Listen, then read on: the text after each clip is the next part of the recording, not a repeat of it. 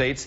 Chris Jansing in Reno, Nevada, where I think the sun finally out for you, Chris. Voting began there over the weekend. Gabe Gutierrez is in Miami, where early voting begins today. Chris, you have moved indoors. That's why I didn't see the sun rising behind you nonetheless. Tell us what you know, though, about the early vote inside at those polling places.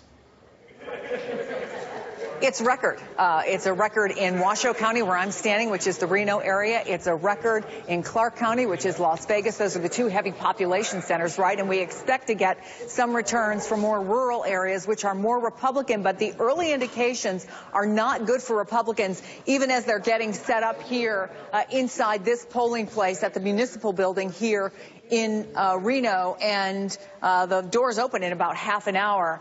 But here's what we know so far, and remember, these things can change a little bit, but for the Democrats, they're performing about 11% above registration here in Washoe County. The Republicans are down 1%. In Clark County, the Democrats up 10%, while the Republicans are even. So those early indications, at least, for them are good. Chris Wickham is the first vice chair of the Democratic Party here in Washoe County. You've got to be encouraged by this, but are you taking a breath and saying, let's not get ahead of ourselves, or how are you feeling? You have to. I mean, early voting is very important to us, both in Clark County and Washoe County. And when we don't have good early voting statistics, it could signal a problem. But we couldn't be more thrilled.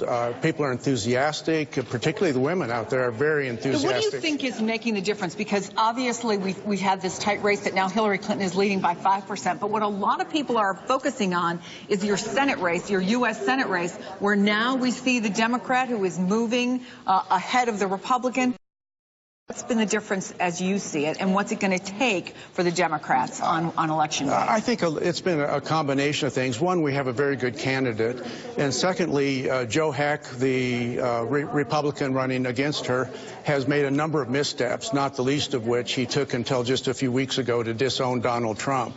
And he might have obviously did that for political reasons. And Catherine Cortez Masto is a super candidate, and she represents what's good about Nevada. Joe Heck has really been painted into a corner as the politician and making political moves. Thank you so much. Catherine Cortez Masto, by the way, was introducing Barack Obama last night. It was notable, Peter, that the president spent as much time going after Joe Heck as he did talking about Hillary Clinton and Donald Trump. And they really are focusing on the fact that he first endorsed Donald Trump, then a couple of weeks ago unendorsed him. This is something that has really hit him from both sides.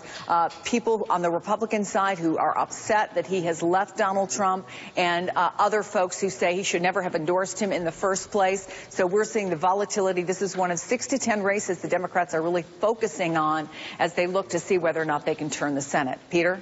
Yeah, notable because that state, Nevada, could send the first Latina senator here to Washington. Another reason that Barack Obama was proud to be campaigning on Masto's